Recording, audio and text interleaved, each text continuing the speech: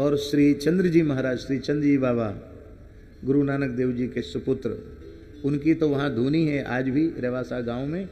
उनके हाथ से प्रज्वलित धुनी है, जिसको प्रज्वलित हुए कम से कम 600 वर्ष हो रहे हैं, 550-600 साल हो रहे हैं। गोस्वामी तुलसीदास जी महाराज 4 महीने विराजे। संत दादू दयाल जी 3 बार वहां पधारे। और अकबर बादशाह भी दादू जी का अजमेर जा रहा था दर्शन करने दरगाह का, तो फिर रेवासा होते हुए दर्शन करते हुए, वहाँ भी उसका बड़ा चमत्कार है। अकबर जब पहुँचा, भोर का समय था, आप प्रभाती कर रहे थे अग्रदेवाचार्य जी महाराज। आज भी वो बटवृक्ष है जिसके यहाँ जो घटना है, आचार्य चरण अधिक समय बटवृक्ष के नीचे वहीं विराजते थे। आज भी वो विशाल बटवृक्ष है। वहां से आचार्य चरण जी ने गंगा जी को प्रकट किया। आज भी वो स्थल है। नहीं तो रेवासा में तो ऐसा पानी निकलता कि जिससे नमक बनता है। ठाकुर जी का भी एक खेत है, उसमें से भी नमक बनता है। अब नमक बनता हो जिस पानी से, नमक की खेती होती हो, तो आप कल्पना कर सकते कितना खारी होगा। वहाँ पानी की सुविधा नहीं थी। गांव के लोगों ने कहा, महाराज इतनी गैया हैं, संत आपके साथ में पूरी जमात है, हम लोग तो बहुत दूर से पानी लेके आते हैं, वर्षा काल के पानी का संग्रह करते हैं, वर्षा भी यहाँ बहुत कम होती है, कैसे गुजारा होगा। तब आपने अपनी चिमटा स्पर्श कराया और भूमि से गंगा जी की धारा प्रकट कर दी। आज भी वो कुआं है जिसमें गंगा जी प्रकट हुई और आशीर्वाद दिया कि रेवासा गांव की सीमा के भीतर खारी पानी नहीं होगा। ये खारी पानी का प्रभाव गांव के बाहर चला जाएगा। तो गांव, पुराने गांव की सीमा जहां समाप्त हुई, वहां के बाद तो आप खुला नहीं कर सकते पानी। आज भी ये चमत्कार है।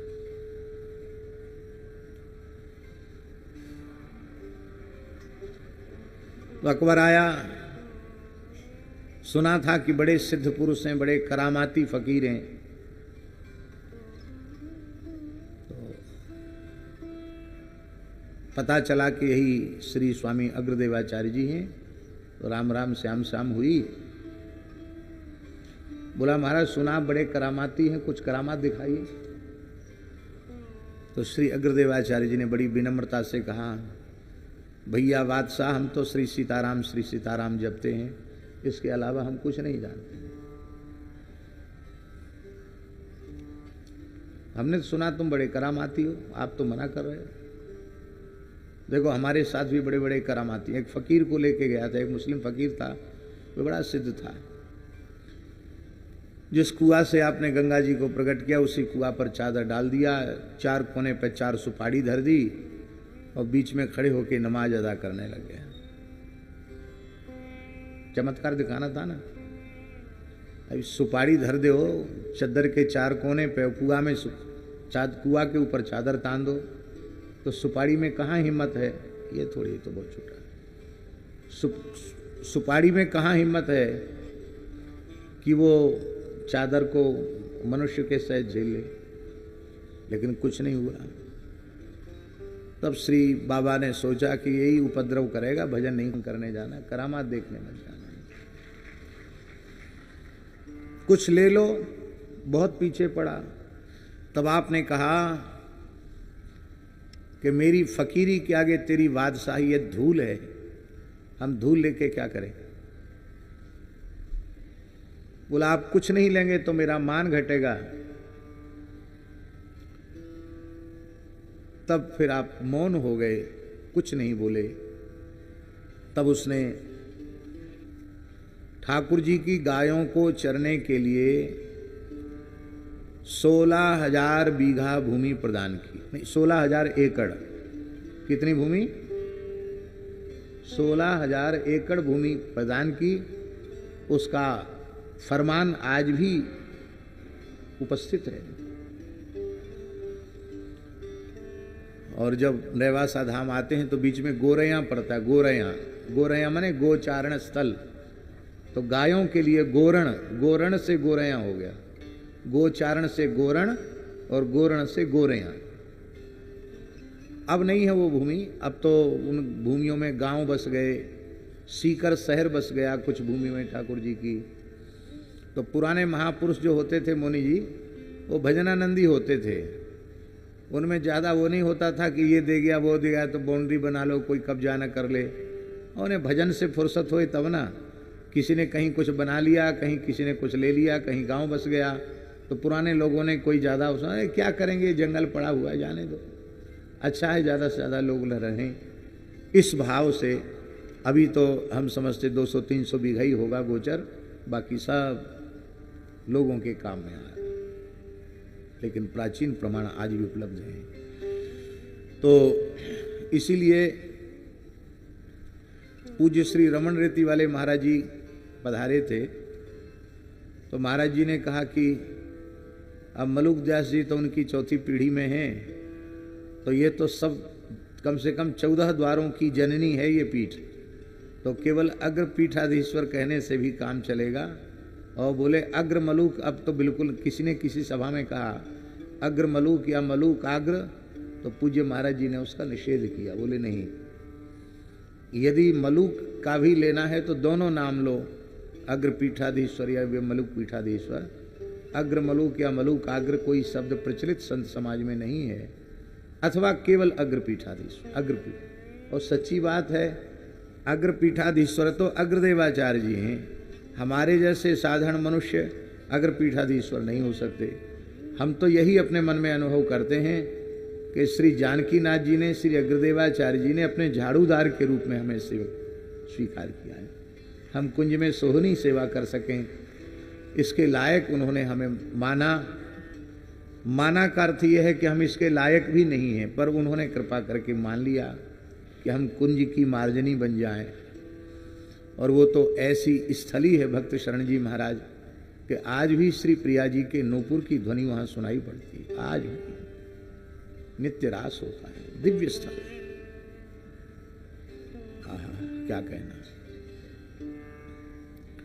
हम लोग अपने पूर्वाचार्यों के साहित्य को, उनकी वाणियों को सुरक्षित नहीं रख सके, हम दूसरों पर दोष ला दें, उसकी अपेक्षा हमें स्वीकार करना चाहिए कि हमारा अपना ही प्रमाद।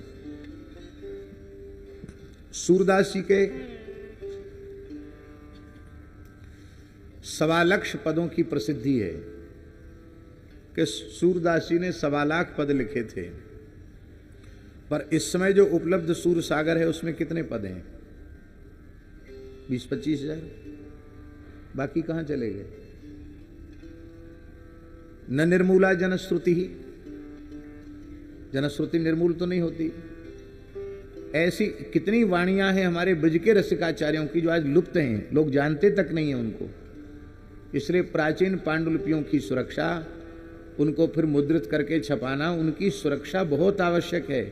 हमारे राष्ट्र की, हमारे देश के सबसे बड़ी पूंजी संत वाणी है, संत साहित्य है, संतों का चरित्र है। भविष्य में यही हम सब जीवों का मार्गदर्शन करने वाला है। और खोजने से आज भी मिलेगा। अभी श्री अग्रदेवाचार्य जी महाराज की जितनी वाणी उपलब्ध है, उसके अतिरिक्त वाणी की खोज चल रही है।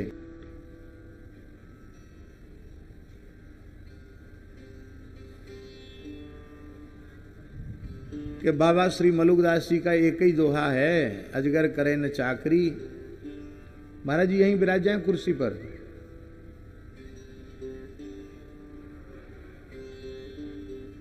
अजगर करे न चाकरी, पंछी करे न काम, दास मलुका यों कहें सबके दाता राम। बस इतना ही याद था।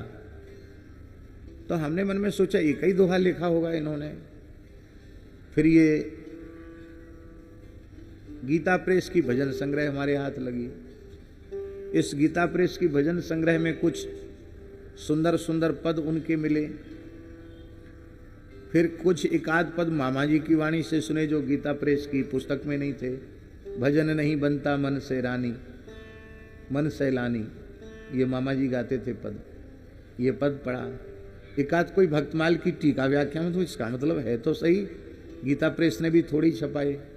फिर काशी कथा हुई तो काशी की नागरी प्रचारणी सभा एक बहुत प्राचीन ग्रंथागार है, नागरी प्रचारणी सभा, उसके प्राचीन ग्रंथागार में एक बहुत पुरानी पतली सी पुस्तक मिली थी, बाबा मलुक दास जी की बानी, ऐसा उसमें लिखा था। उसकी भूमिका में पढ़ने को मिला कि मूल ग्रंथ अमुक जगह है, वो कैथी लिपि में है और उसमें की भाषा समझ में नहीं आती है, बड़ी कठिनाई से इतने पद निकालकर, इतने साखियां निकालकर संत मलुक दास की बानी के नाम से छपाए गए हैं। इलाहाबाद की बेलेडियर प्रेस रही है बहुत पुरानी, उससे वो छपे थे। तो भगवत कृपा से वो पुस्तक मिली सबसे पहले, फिर वृंदावन शोध संस्थान में भी कुछ अंश मिला। अब महाराज जी खोजते खोजते मलुकदास जी की मूल उनके जीवन काल की लिखी हुई कैथी लिपि की प्रति मिल गई, यद्यपि वह भी अपूर्ण थी, कुछ पृष्ठ उसके गल गए थे, नष्ट हो गए थे। तो वो श्री मलुकदास जी की वाणी के रूप में प्रकाशित हुआ, जिसे डॉक्टर श्री उमेश वर्मा जी हैं, दिल्ली विश्वविद्यालय में विभागाध्यक्ष रहे हैं, अब सेवानिवृत्त हैं, संघ का कार्य कर रहे हैं। उन्होंने उसको नागरी लिपि में, देवनागरी लिपि में करके टीका सहित मलुक पीठ से प्रकाशित है, टीका सहित प्रकाशित है। राम स्नेही परंपरा का आचार्य पीठ है श्री खेड़ापा धाम, वहां गए थे। वहां के महाराज जी ने संत मलुकदास जी के द्वारा लिखा पांडव सरोज विजय नामक ग्रंथ दिया, जिसमें पूरा महाभारत मलुकदास जी ने लिखा है। अब उसकी गीता जी छप गई हैं, बाकी काम चल रहा है। ये उदाहरण हम इसलिए दे रहे हैं कि जहां हम सोचते थे एक ही दोहा है, आज इतना बड़ा साहित्य मिल गया कि महाभारत जैसे ग्रंथ को उन्होंने लिखा, गीता लिखी, महाभारत लिखा। और हमारे ब्रज में श्री राधा वल्लभ लाल जी की जो समाज है वो सबसे पुरानी मानी जाती है। इसलिए पुरानी मानी जाती है कि अन्य मंदिरों में उत्सव के समय समाज होती है, और राधा वल्लभ लाल जी के मंदिर की स्थापना जिस दिन से हुई है तब से अब तक एक दिन भी वहाँ समाज छूटी नहीं है। अनवरत अखंड समाज वहाँ चली आ रही है, समाज श्रृंखला। तो उस समाज श्रृंखला में संत मलुकदास जी की वाणी का भी एक पद वर्ष में 3 बार समाज में गाया जाता है। भट्ट जी की हवेली में, मदन मोहन जी की हवेली, और यहाँ। तो उन्होंने राधा वल्लभ परंपरा के आचार्य चरण श्री टिकैत श्री राधेश लाल जी गोस्वामी जी, उन्होंने हमको कहा कि बाबा हमारे यहाँ लिखित प्रमाण है 450 वर्ष से समाज बंद नहीं हुई है, और उसी समय से ये हमारी प्राचीन पांडुलिपि में मलुकदास जी का पद चला आ रहा है, जिसको हम लोग साल में 3 बार गाते हैं। इसका मतलब है कि उस काल में भी वृंदावन में रसिक संतों में मलुकदास जी की गणना हो गई थी, नहीं तो रसिकों के उत्सव महोत्सव परंपरा में इनका पद क्यों लिया जाता है। और ब्रजलीला इतनी अद्भुत लिखी है मलुकदास जी ने, हम आपको क्या कहें। राधा कृष्ण का विवाह इतना अद्भुत लिखा है कि हम आपको क्या कहें। ये है। और जो पद गाया जाता है, आज हमारा मन कर गया है तो हम उसी पद को गाते हैं। और वहां जनक जी ने ऐसी बात कही, ये सर्वथा अनुचित है, लक्ष्मण जी ने विरोध किया। इससे सिद्ध होता है कि बिना राम जी के रुख के नहीं, पर यहां राम जी का बिल्कुल रुख नहीं है, इसलिए श्री लक्ष्मण जी कुछ नहीं बोले।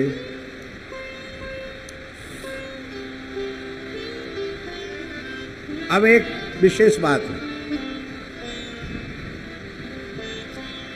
धनुर्भंग की जो लीला है महाराज जी, ये श्रीमद् वाल्मीकि रामायण में,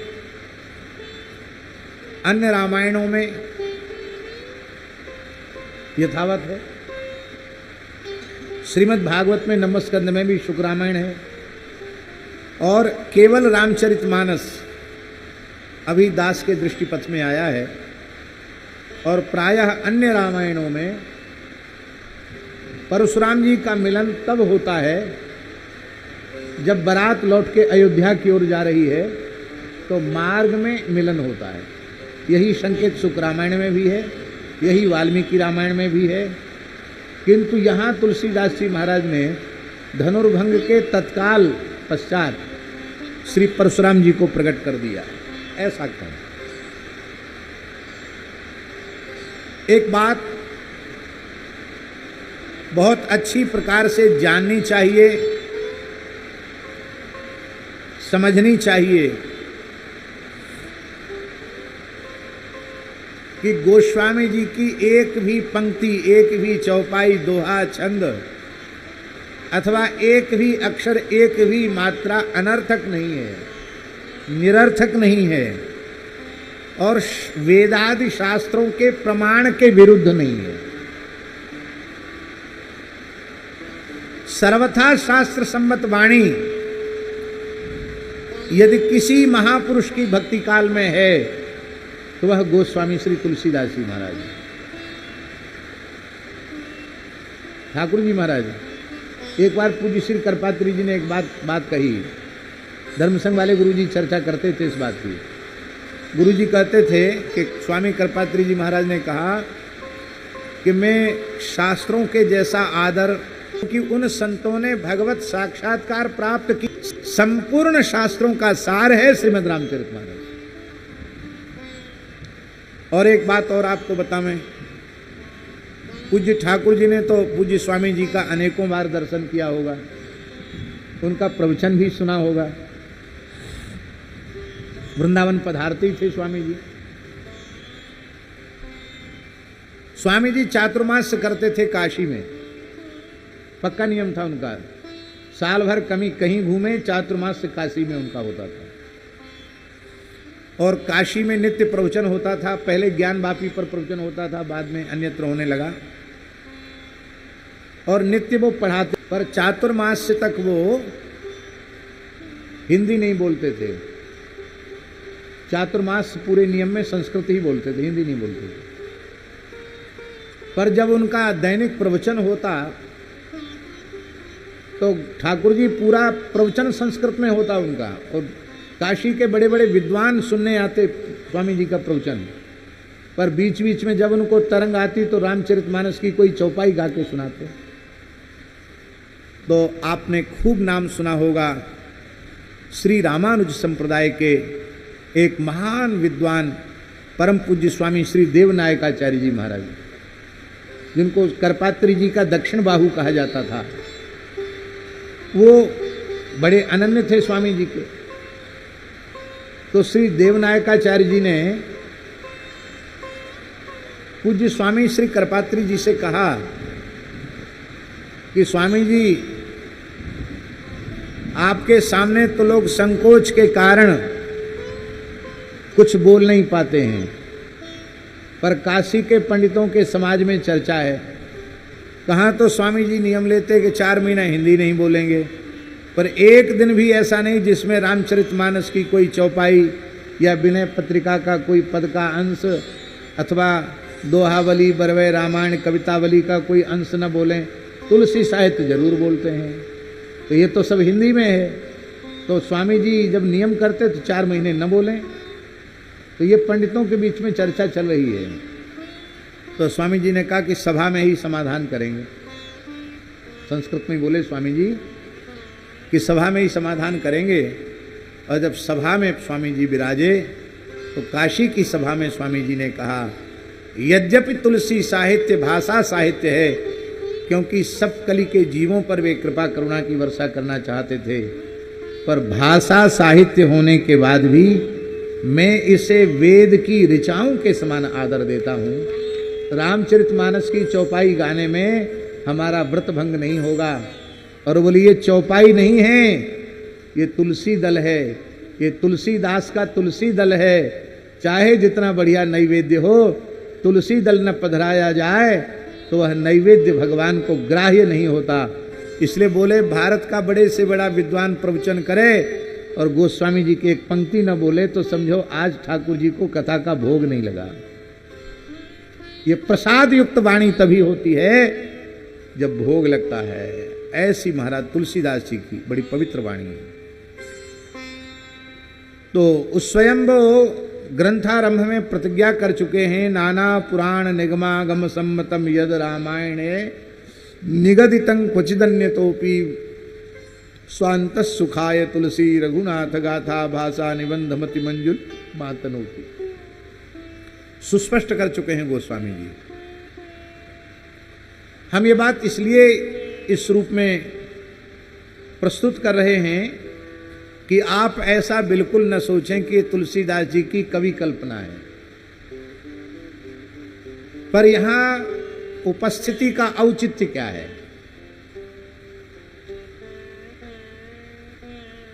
अब देखिए,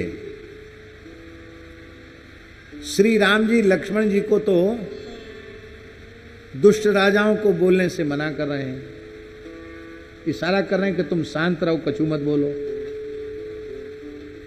और कौन बोलेगा? लक्ष्मण जी नहीं बोलेंगे तो क्यों मना कर रहे हैं? उसका कारण समझिए। लक्ष्मण जी यदि अपना धनुष बाण उठाते हैं तो विवाह तो पीछे होगा, रंगभूमि युद्ध का मैदान बन जाएगी। न जाने कितने राजाओं के मुंड गिरेंगे, कितने के हाथ पैर कट पिट करके गिरेंगे, और फिर युद्ध तो युद्ध है, कितने दिन तक चलेगा, कब तक चलेगा। राजा भी लड़ेंगे और फिर लक्ष्मण को अकेले लड़ते हुए देखकर राम जी को भी लड़ना पड़ेगा।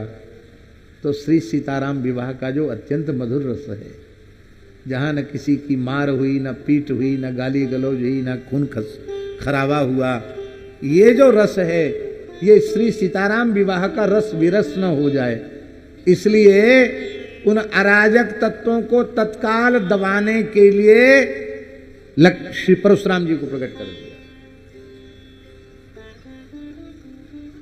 यदि परशुराम जी ना आते ठाकुर जी तो युद्ध अनिवार्य था।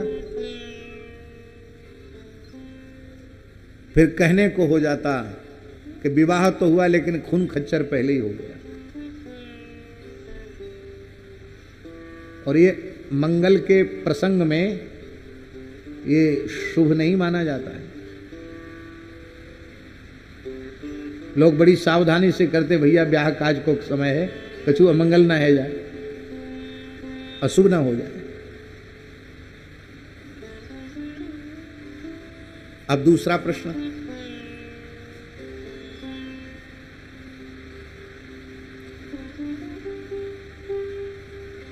कि राजा जितने थे वो तो परशुराम जी के आने से सब हतप्रभ हो गए, करन लगे सब दंड प्रणामा, अपने अपने पिताजी दादाजी का नाम ले लेकर लंबी लंबी दंडोत करने लगे, और सबके सब एकदम ऐसे हो गए, सकुच गए। लेकिन लक्ष्मण जी का और परशुराम जी का जो संवाद है, वो तो तुलसीदास जी ने बड़ा विचित्र लिखा है, इतना विलक्षण संवाद है महाराज जी। कई बार ऐसा लगता है कि लक्ष्मण जी अपने गुरु विश्वामित्र जी के सामने, प्रभु के सामने, इतने सभा में सभ्य लोगों के बीच में एक महान तपोधन ऋषि को इस प्रकार से खिल्ली उड़ा रहे हैं, उनका मखौल उड़ा रहे हैं, हंसी कर रहे हैं, उत्तर प्रत्युत्तर दे रहे हैं।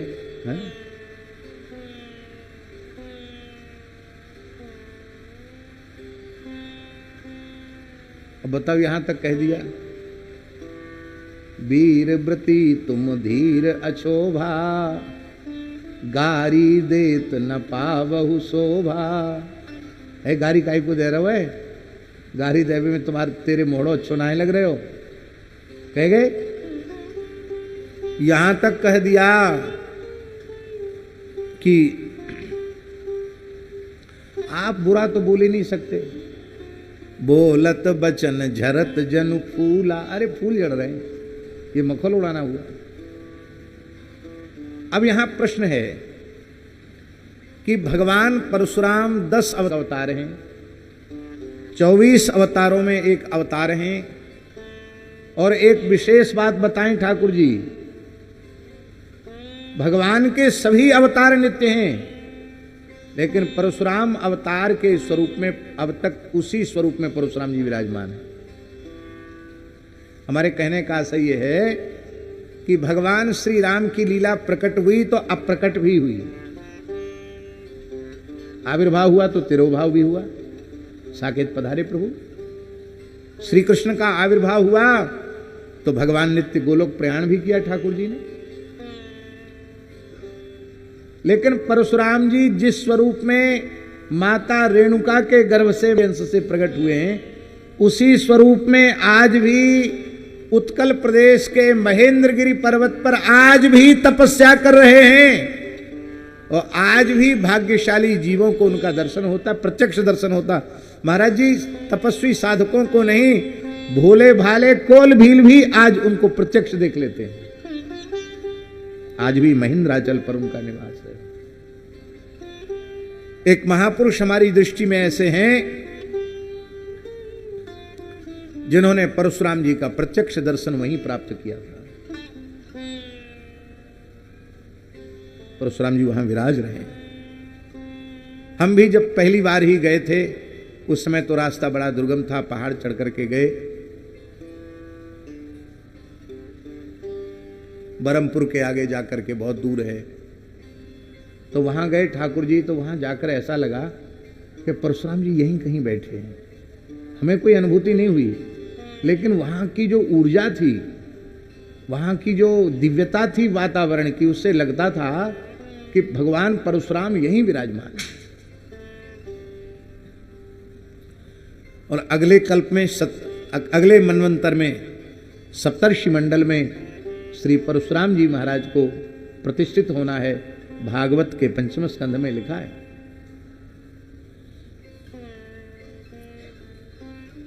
तो साक्षात भगवद अवतार भगवान परशुराम यह न जानते हो कि भगवान श्री राम का अवतरण अयोध्या में दशरथ नंदन के रूप में हो चुका है। ये तुरीय ब्रह्म है और लक्ष्मण जी महाशेष हैं। ये आचार्य तत्व हैं, गुरु तत्व हैं, महाशेष हैं।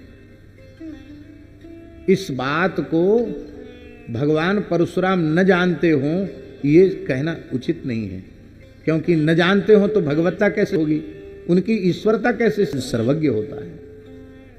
और षडंग वेद का के ज्ञाता हैं, तो वे जानते हैं श्री राम अवतार हो चुका है। अपनी त्रिकाला वाधित ज्ञान शक्ति के द्वारा वे सब समझते हैं। फिर उनका राम जी से ये कहना वो सुनहु राम जहि शिवधन तोरा, सहस बाहु समस्वरूप मोरा, किनारे हो जाओ। और लक्ष्मण जी को भी इतना ऊटपटांग बोलना, ये उनके स्वरूपानुरूप भी समझ में नहीं आता। ऐसा क्यों बोला परशुराम जी ने?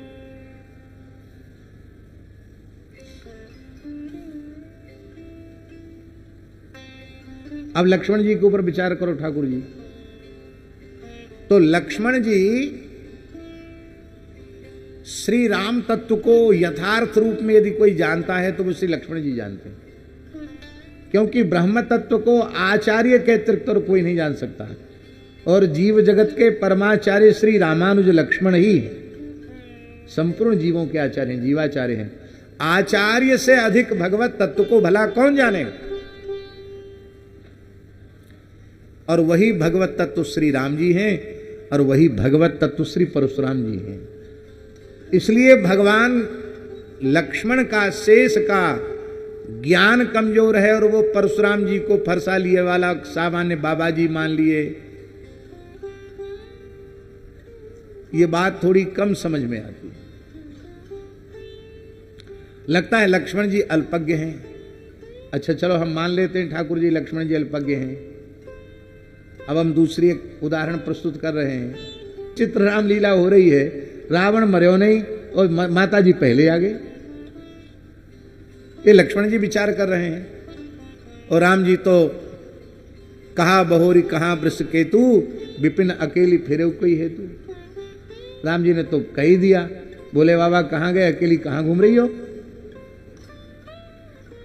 तो श्री लक्ष्मण जी भी परमात्मा है, परब्रह्म है, क्योंकि तस्यापि भगवान ऐसा साक्षात ब्रह्ममयो हरि ही साक्षात ब्रह्ममयो हरि अंशांसेन चतुर्धागात पुत्रत्वं प्रार्थित सुरैः श्री राम लक्ष्मण भरत शत्रुघ्न इति संज्ञया।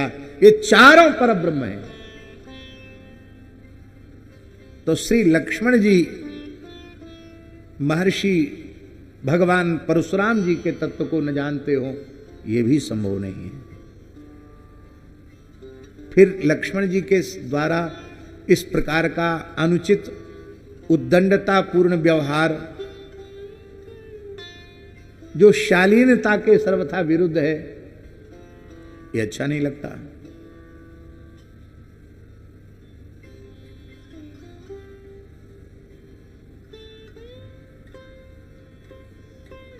जनकपुर वासियों ने तो प्रमाण पत्र ही दे दिया, थर थर कांपहि पुर नर नारी, छोट कुमार खोट बड़ भारी। ये छोटा सबसे खोटा है, ये ऐसा नहीं बोलना चाहिए। हाय हाय सब सभा पुकारा, अरे राम, ऐसा नहीं बोलना है, गलत बोला। तो बड़ी विचित्र बात है। इसलिए अच्छा वही होता कि बारात लौटते समय परशुराम जी मिलता। और नाटक की परिणति क्या हुई? बोले जय जय जय कही भृगुकुल के तू, जय जयकार करके दंडवत करके परिक्रमा करके और तप के लिए वन में चले गए। तो वस्तुतः वास्तविकता में न परशुराम जी ने लक्ष्मण जी को कुछ कहा, न परशुराम जी ने राम जी को कुछ कहा, और न लक्ष्मण जी ने परशुराम जी को कुछ कहा। यह केवल श्री राम तत्व के प्रतिपादन के लिए एक नाटक खेला गया, जिसको लक्ष्मण परशुराम संवाद कहा गया। नहीं तो लोग इसमें बड़ा रस लेते हैं। लक्ष्मण परशुराम संवाद में लीला तो ठाकुर जी पहले गावन में लीला होती, अब अभी होती है, पहले गावन में लीला होती तो परशुराम जी का पात्र वही श्रेष्ठ माना जाता जो दो चार तखत तोड़ देता। कूद कूद के गावन में तखत बिछाते, ऐसे मंच थोड़ी बनते। तो तखत पढ़ते तो कहते भैया आज परशुराम संवाद है, थोड़ा कमजोर तखत बिछाना। क्यों? दो चार तखत टूटेंगे नहीं जब तक दो चार चौकी परशुराम जी के पैर की धमक से टूटेंगी नहीं, और तब तक जो है लक्ष्मण परशुराम संवाद माना नहीं जाएगा हैं। और लक्ष्मण जी को भी कितने समय से दूध घी पिला के रिहर्सल कराया जाता। ओ सीधे सिंहासन से कूदना, ऐसे ऐसे करना, और फिर पूरा है लोग रस लेते हैं। पर भैया सच्ची बात है, यह तिरस्कार नहीं, ये श्री राम जी के सत्कार का अभिनय मात्र है। इस भाव से यदि इस प्रकरण को न देखा जाए तो इससे उत्तम प्रेरणा नहीं मिलेगी, ये अनुकरणीय नहीं हो जाएगा। इसलिए एक परिभाषा है व्याकरण की, शास्त्र की नहीं निंद्या निंद्यम निंदितुम प्रवर्तते अपितु विधेयम स्तौतुम। जहां कहीं इस प्रकार के पुराणों में प्रकरण हैं, वहां उनका तात्पर्य निंदा में उपेक्षा में नहीं है, विधेय की स्तुति में तात्पर्य है। यहां श्री राम जी विधेय हैं। आज राम जी की महिमा सबको समझ में आ जाए, ये इच्छा है, इसलिए अभिनय किया गया। और महाराज जी जैसे ही परशुराम जी महाराज आ गए, अब तो परशुराम जी के चरणों में सबने प्रणाम किया। ते ही अवसर सुनि शिव धन भंगा, आयु भृगुकुल कमल पतंगा।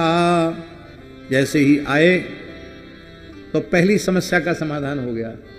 राम जी का विवाह निरापद हो गया, खून खच्चर की संभावना समाप्त हो गई। जो लंबे लंबे चौड़ी हाँक रहे थे वो सबके सबरे चुप है गए, और चुप नहीं हो गए, एक दूसरे खाना फूसी के। इसीलिए तो हमने नहीं तोड़ा, हम तो तोड़ ही देते धनुष। हमें पता था पहले से कि जैसे ही टूटेगा ये बाबा जरूर आएगा, फिर ये हमको तोड़ देगा। अच्छा हुआ अब मजा चखो ना, अब तोड़ा है मजा चखो। ये सब मन ही मन दुष्ट राजा सोच रहे थे। सबने अपने अपने पिता का बाप का नाम लेकर के महर्षि भगवान परशुराम जी के चरणों में प्रणाम किया।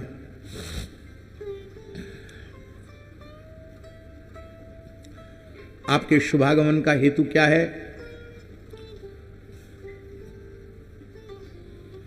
परशुराम जी ने कहा हम अकारण नहीं आए, हम सकारण आए। जिसने शिव जी का धनुष तोड़ा है वो सुरक्षित नहीं रह सकता, उसके हाथ पैर हम तोड़ देंगे, उसकी भुजाओं को काट देंगे। अच्छा, एक बड़ी विचित्र बात है कि जनक जी ने इशारा किया और श्री जानकी जी ने प्रणाम किया, तो उनको अखंड सौभाग्यवती भव, श्रीमती भव, आयुष्मती भव कहकर आशीर्वाद दिया। फिर महर्षि विश्वामित्र ने उनका अभिवादन किया, श्री राम लक्ष्मण ने अभिवादन किया, तो श्री राम लक्ष्मण को भी आशीर्वाद दिया। हमारे जी आप पूरे प्रकरण को उठा के देख लो तो पूरे प्रकरण में श्री सीताराम जी लक्ष्मण जी को छोड़ के परशुराम बाबा ने किसी को आशीर्वाद नहीं दिया। तो उनको अपने मन में सोचना चाहिए था कि जिनको हमने अखंड सौभाग्यवती रहने का आशीर्वाद दिया, जिनको दीर्घायुर भव, यशस्वी भव, श्रीमान भव, कीर्तिमान भव इत्यादि आशीर्वाद दिए, उनके ही अब हम फरसा से उनसे लड़ना चाहते हैं। ये क्योंकि वस्तुतः आशीर्वाद हृदय से इसलिए दिया था, वो जानते हैं ये होना ही है, यही हैं, यही रहेंगे, इन्हीं का अवतार भूभार हरण और जनमन त्रास हरण के लिए हुआ है, आर्तत्राण के लिए हुआ है, गौ ब्राह्मण के परम हित के लिए हुआ है, यह वह जानते हैं। इसलिए लीला के अनुरूप जब परब्रह्म परमात्मा अपने को क्षत्रिय कुमार मानकर प्रणाम कर रहे हैं, तो हम भी भृगु के पौत्र हैं, इस भाव से भृगुवंशी होने के कारण, ब्राह्मण होने के कारण हम भी आपको खुले हृदय से आशीर्वाद देते हैं। ठाकुर जी लिखा है शास्त्रों में, ब्राह्मण को कोई प्रणाम करे और ब्राह्मण आशीर्वाद न दे तो उसको दोष लगता है।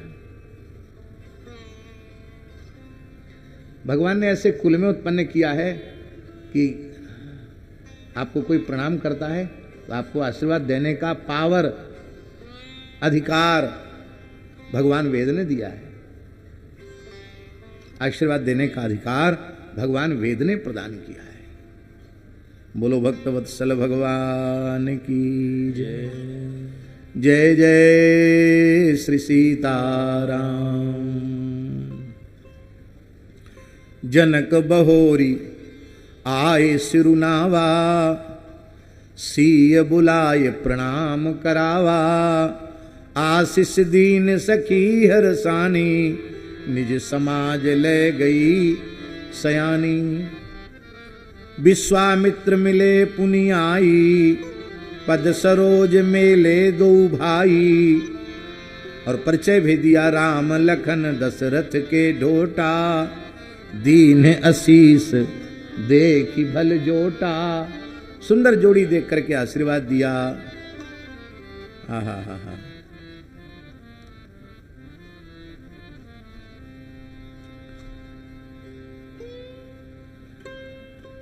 प्रसन्न राघवम नाटक है। इस नाटक का बड़ा सुंदर भाव है। सौंदर्यम मदनादपि प्रथयति, प्रौढ़ि प्रकर्षम पुरा। भेत्तारम मदनारि मप्यधरयद्युद्धामदो क्रीडितम्।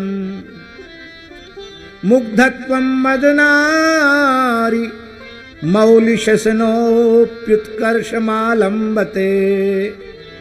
मूर्तैस्तत्किमसौ रसैर्विरचितः श्रृंगारवीराद्भुतैः। धन्य है प्रसन्न राघव का नाटककार को, कैसा अद्भुत भाव आपने दिया है। राम जी को देखते ही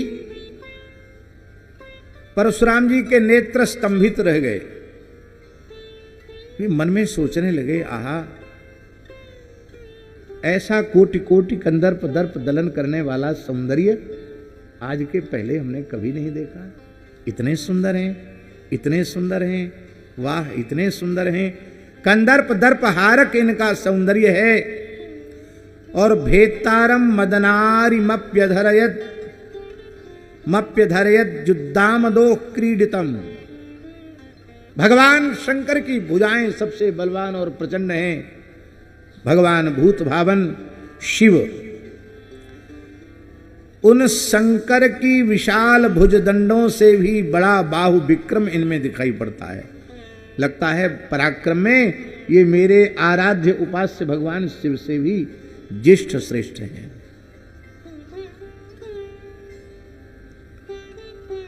पर एक बात है, इनके जटाजूट नहीं है।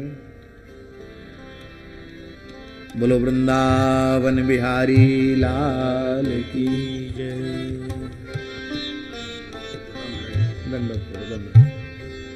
विराज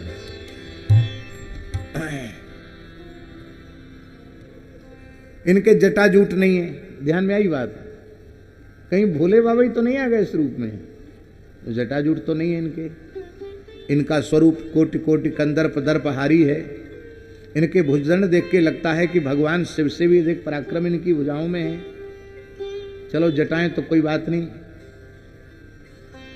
घुंघराली अलकावली है, पर चंद्रमा कहाँ गया? ललाट पर चंद्रमा क्यों नहीं है? तो महाराज जी कवि कहता है मुग्धत्वम मदरारी मौली ससनोप्युत्कर्ष मालंबते। लगता है ये भालचंद्र तो नहीं है, पर ये बालचंद्र है। भालचंद्र तो नहीं है, पर ये बालचंद्र हैं। बालक होते हुए चंद्रमा के जैसी आह्लादकता, कोटि कोटि कोटि कोटि चंद्र में जो आह्लादकता है उससे बढ़कर इनमें आह्लादकता है। वे मन में सोचने लगे कि ये बालक मूर्तिमंत श्रृंगार है, अथवा ये बालक मूर्तिमंत वीर रस है, श्रृंगार रस है, अथवा वीर रस है। रस्सी होता है, गुणमाने डोरी होता है, धनुष में एक ही डोरी होती है प्रत्यंचा। और आपका जो यज्ञोपवीत है वही तो प्रधान चिन्ह है ब्राह्मण का। उसमें 9 तंतु होते, 9 तंतु युक्तम त्रिगुणम देवतामयम तंतु, 9 तंतु होते हैं, अखंड 9 सूत्र होते हैं। आपके 9 गुण हैं, इसलिए सब प्रकार हम तुम सनहारे, क्षमहु विप्र अपराध हमारे। हम तो सब प्रकार से आपसे हारे हुए हैं, हमारे अपराध को क्षमा करो। ब्राह्मण के 9 गुण कौन से हैं? श्लोक लिखने योग्य है। ऋजुस् तपस्वी संतुष्टः शुचिर्दान्तो जितेन्द्रियः दाता विद्वान दयालुश्च ब्राह्मणो नवभिर्गुणैः। ये 9 गुण जिसमें परिपूर्ण हो वो ब्राह्मण है। अब एक बात और समझ लीजिए, हमारे इस वाक्य का यह अर्थ न लगा लेना कि 9 गुण जिसमें नहीं है और ब्राह्मण है तो वो ब्राह्मण नहीं है। ऐसे गुणहीन ब्राह्मण का भी कोई तिरस्कार करेगा तो उसको ब्राह्मण के तिरस्कार का पाप लगेगा। ऐसे सर्वथा ब्राह्मणोचित संस्कारों से शून्य ब्राह्मण का भी कोई वध कर देगा तो उसे ब्रह्म हत्या का पाप लगेगा।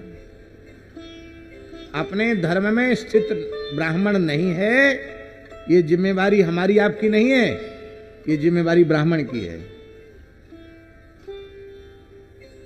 इसलिए महाभारत में अनुशासन पर्व में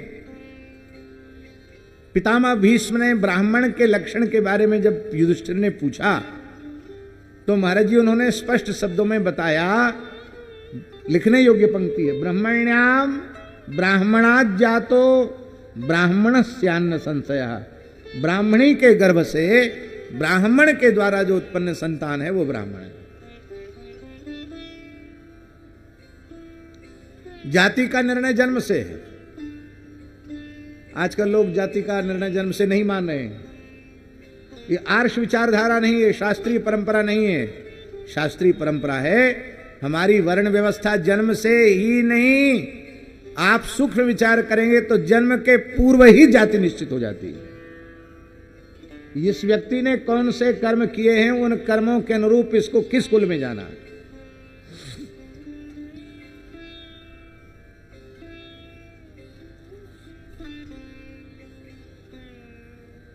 हमारे एक महात्मा है महाराज जी, बड़े प्रेमी परिचित महात्मा हैं, उनको अपने पूर्व जन्म की स्मृति है।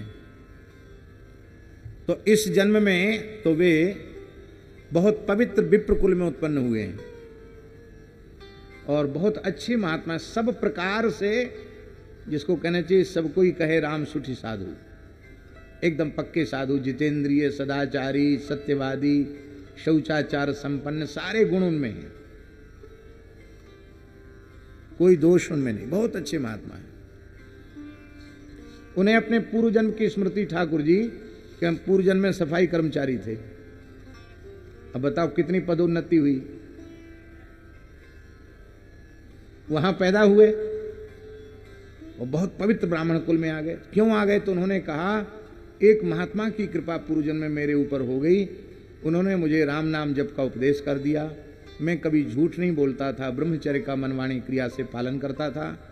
एक दूध बेचने वाले से झगड़ा हो गया, उसने फावड़े से हमारा सिर काट दिया, गंगा किनारे झगड़ा हुआ था, वहीं जैसे आराम हो गए। गरीब आदमी थे, आगे कुछ हुआ हवाया नहीं, बस राम नाम के प्रभाव से, साधु की कृपा से, सत्य बोलने के प्रताप से हमारा ब्राह्मण कुल में जन्म हो गया। और हमें पता है अपने पूर्व जन्म का, बचपन से ही साधु जैसे ही रहे, अब तो विरक्त संत हैं, साधु ही रहे। जब वो विद्यार्थी थे तभी लोग उनको त्यागी जी कहने लग गए।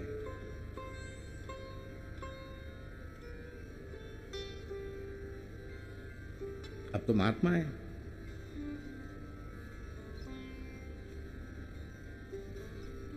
हमारे पूज्य महाराज जी के पास पूज्य श्री हरेराम बाबा रहते थे, उन्हें अपने पूर्व जन्म की स्मृति थी।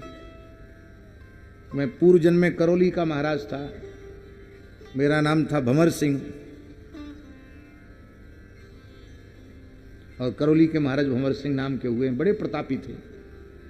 बोले मेरे भाई ने मुझे छलपूर्वक पीछे से गोली मार दी थी और इसलिए मेरी मृत्यु हुई, पर मैंने उस जन्म में खूब साधुओं की सेवा की, ठाकुर सेवा, संत सेवा, संग संगत किया, तो हमारा यह जन्म ब्राह्मण कुल में हो गया। और अब मुझे बचपन से वैराग्य हो, बहुत अच्छे संत थे, भगवान का प्रत्यक्ष दर्शन उन्होंने किया था। हमारे कहने का अर्थ है कि व्यक्ति इसी तरह से जब निम्न कुल में पैदा हुआ व्यक्ति अच्छे शुभ कर्म करके दूसरे जन्म में ब्राह्मण हो सकता है, तो ब्राह्मण भी ब्राह्मण कुल में जन्म लेकर यदि ब्राह्मणोचित कर्म न करे तो उसे निम्न कुल में जाना पड़ेगा। इसका मतलब है कि कर्म के अनुसार कौन सा जीव किस जाति में प्रवेश करेगा यह पहले से निश्चित हो जाता है।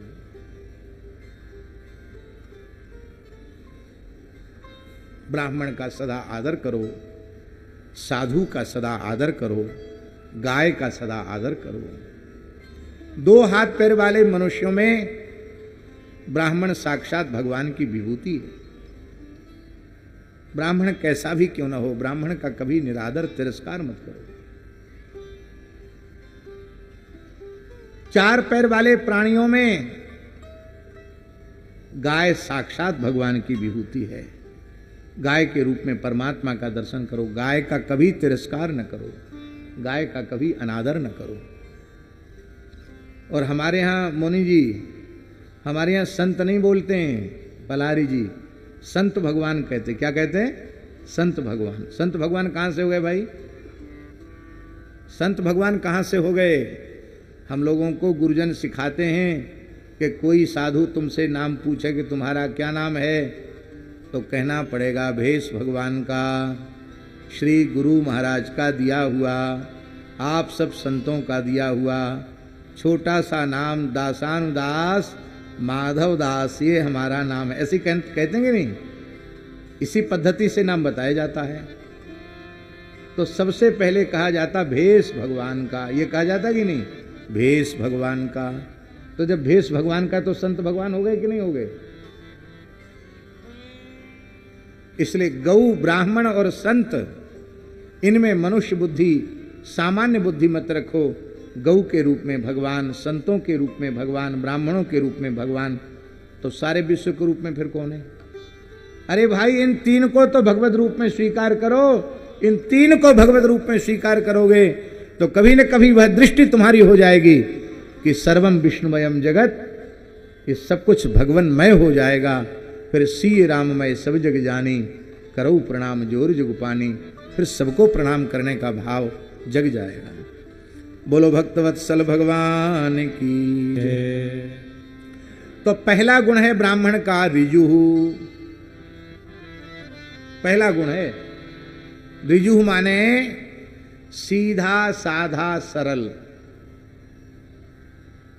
सीधा साधा सरल वही होगा जो भीतर से सर्वथा निश्चल और निष्कपट होगा। वशिष्ठ स्मृति में ब्राह्मण का कारक लक्षण वशिष्ठ जी ने आर्जव माने ऋजुता, सरलता, ये ब्राह्मण का प्रधान लक्षण माना है। जो ब्राह्मण होगा वो सरल होगा। जिन परम पूज्य साकेतवासी पंच दिगंबर अनी अखाड़े के श्री महंत पूज्यपाद गुरुदेव श्री स्वामी केशवदास जी, श्री कृष्णदास जी महाराज का हम लोग स्मृति महोत्सव मना रहे हैं। वाणी से भले कौ को अट्टपट्ट बोल दें, वो तो उनकी शोभा थी, बाकी बहुत सीधे थे। आपने अनुभव किया होगा, बहुत सीधे, बहुत सरल, छल कपट का कहीं लेस नहीं था।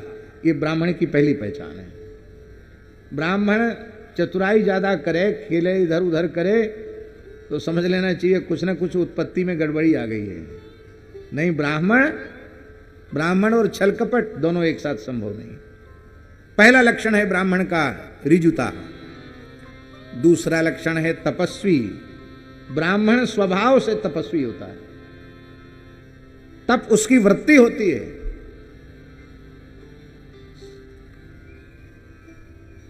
इसलिए कहते जलसूरो विप्रः, रणसूरो क्षत्रियः। जलसूरो विप्रः, ब्राह्मण जलसूर होता है। चाहे जितनी ठंड पड़ती हुई गंगा जी जमुना जी मिल जाएं तो बिना संध्या किए बाहर निकलेगा नहीं। क्यों? वो जल में खड़े होकर संध्या करना, जप करना, उसकी बड़ी महिमा है।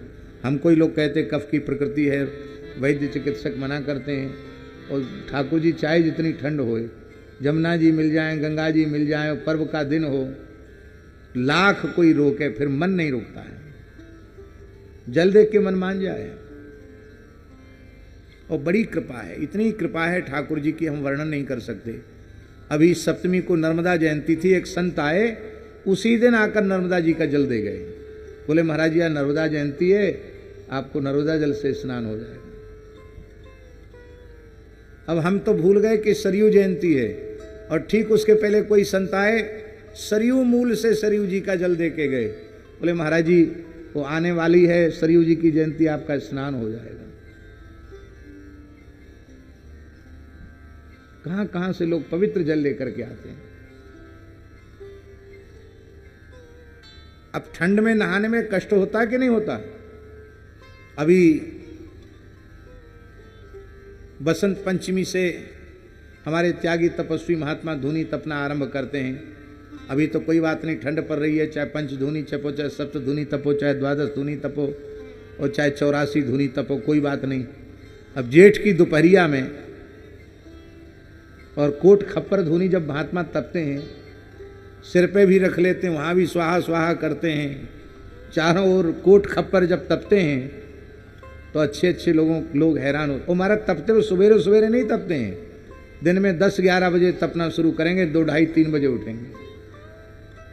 तपस्वी, तप स्वभाव होता है ब्राह्मण का। तीसरा लक्षण है ब्राह्मण का गुण है संतुष्टः। ब्राह्मण हर हाल में संतुष्ट रहता है। संतुष्ट वही व्यक्ति रह सकता है जो यह समझ ले कि हमें जो कुछ भगवान की कृपा से मिला है वो हमारी योग्यता से कई गुना ज़्यादा है। ऐसा समझ ले तो संतुष्ट रहेगा। और ये सोचे कि हमें तो कलेक्टर बनना चाहिए, हम चपरासी क्यों बन गए, तो रोएगा। भैया हम तो चपरासी बनने लायक भी नहीं थे, भगवान कितने करुणामय हैं, हमारे जैसे दीनहीन का भरण पोषण भगवान कर रहे हैं। ये भाव रहेगा तो संतोष रहेगा। चौथा लक्षण है ब्राह्मण का शुचि ही। ब्राह्मण बाहर भीतर से पवित्र होता है, भीतर से पवित्र होता क्षमा दया आदि सद्गुणों के कारण, और बाहर से मिट्टी जल आदि की पर्याप्त व्यवस्था करके बाहर से भी पवित्र होता। शुचिता ब्राह्मण के संस्कार में होती है।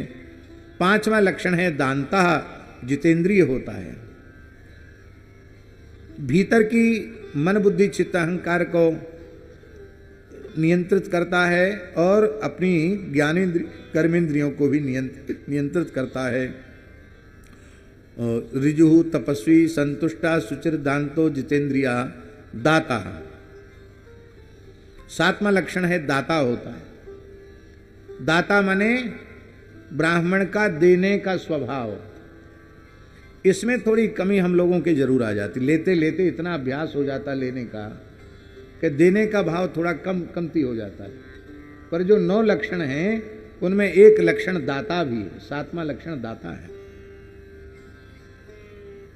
बिहार में एक चंद्रगढ़ स्टेट थी पुरानी, अभी भी चंद्रगढ़ तो हो गई खैर, गया जिले में। तो वहाँ के जो राजगुरु परिवार के एक संत थे, विरक्त संत थे, वो सुदामा कुटी के बड़े पुजारी थे। ठाकुर जी को खूब स्मरण में होगा, मोटे पुजारी जी, श्याम वर्ण का शरीर था।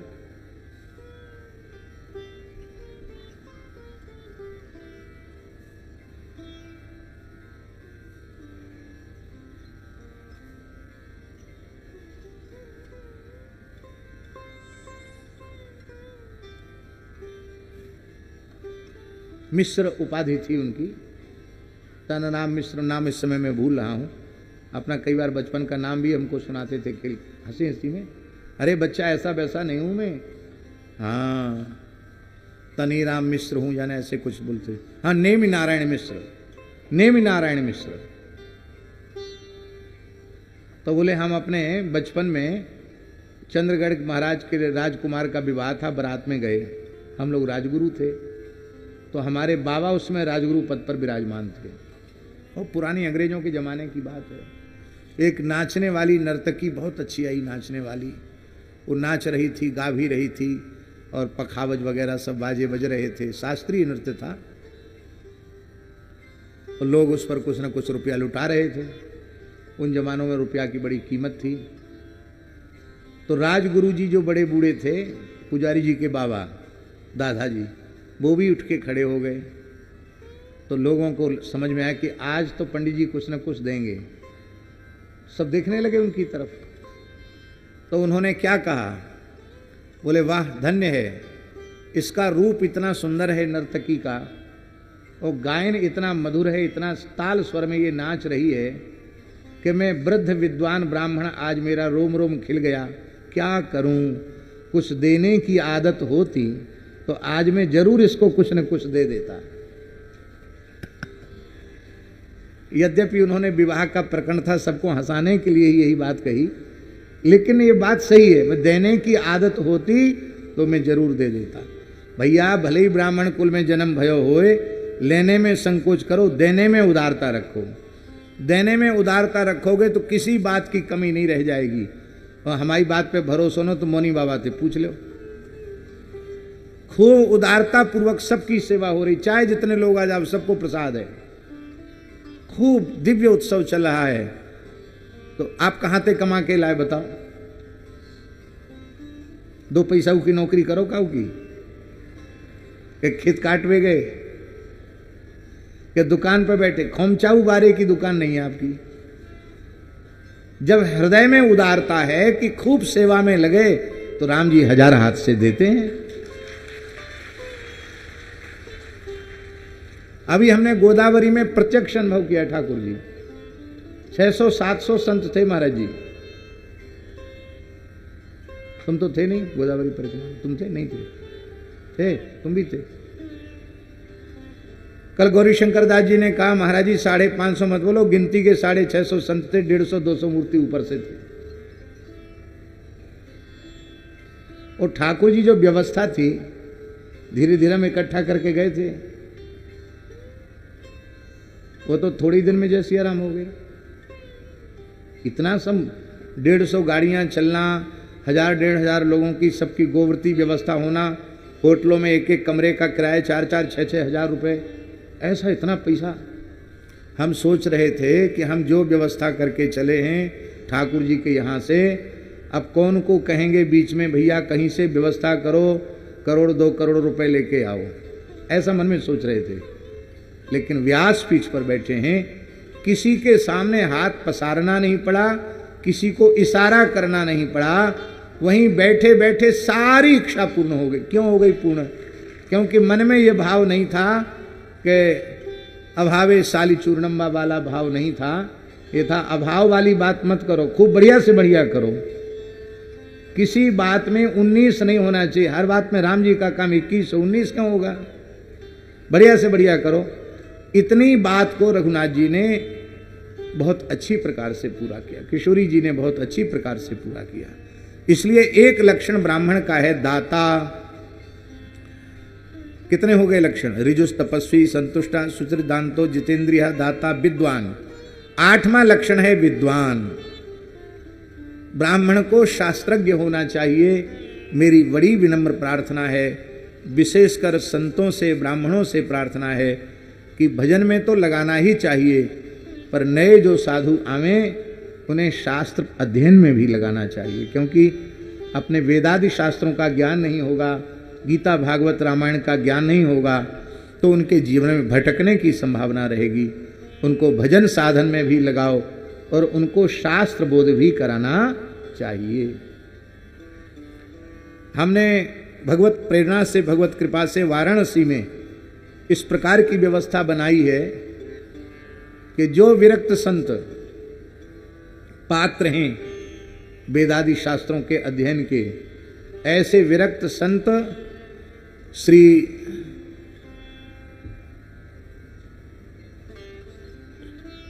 सद्गुरु तपस्वाध्याय प्रतिष्ठानम में निवास पूर्वक पढ़ सकते हैं। जगह छोटी है, लेकिन विरक्त साधुओं को पढ़ने के लिए एक स्थल इसलिए बनाया है। भजन करना हो तो चित्रकूट चले जाओ, चाहे मलुक पीठ में रह के, रेवासा में रह के भजन करो, पढ़ना हो तो पढ़ने की व्यवस्था पर विरक्त साधुओं की है।